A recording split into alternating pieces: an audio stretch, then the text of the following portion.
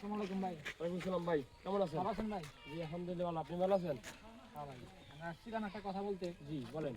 কালকে তো আইপিএল খেলা গেছিল। হ্যাঁ। আইপিএল আপনি একটা দল নিতে বলছিলেন। জি তাহলে খেলা ছিল রয়্যাল চ্যালেঞ্জার্স বেঙ্গালুরু আর গুজরাট টাইটান্স। জি। আপনি বলছিলেন গুজরাট নিতে। গুজরাট তো নিয়ে আমরা জিতে গেছি। ও দেখলাম ভালো।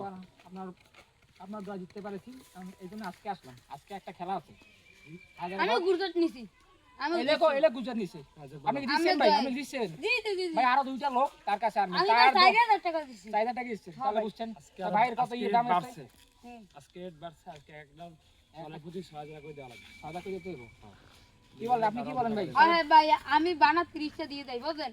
এই বিডি ধরেন আমি আমার টাকা কোনো ভাই ভাই শুনেন, টাকা কোনো বিষয় না। মানা আমি 6030 টাকা পাইছি, হ্যাঁ। আর তোমার বাদ বাকি যে টাকা থাকে কত থাকে? 5000 5,970 টাকা দেয়, 570 টাকা। ওই টাকাটা আপনি আমার এই পিএস আসবে আনে চেম্বারে টাকা দিয়ে দিয়েন। মানে আজকে দুইটা খেলা, আমি কোন দলে নেওয়া আপনি বলেন, আপনি যা বলেন তো সেই দলে জিততে চান। আজকে কোন দল? আজকে কলকাতা আর ওই যে হায়দ্রাবাদ। আজকে তো কলকাতা জিতবে। কলকাতা জিতবে শিওর, Sure. 100%। জি। আচ্ছা, ম্যাচটা যদি উইন থাকি অবশ্যই দেখা হবে। জি, টাকাটা আপনি তাদের অবশ্যই টাকা কোনো ব্যাপার না, টাকা অবশ্যই পাঠিয়ে দেবো।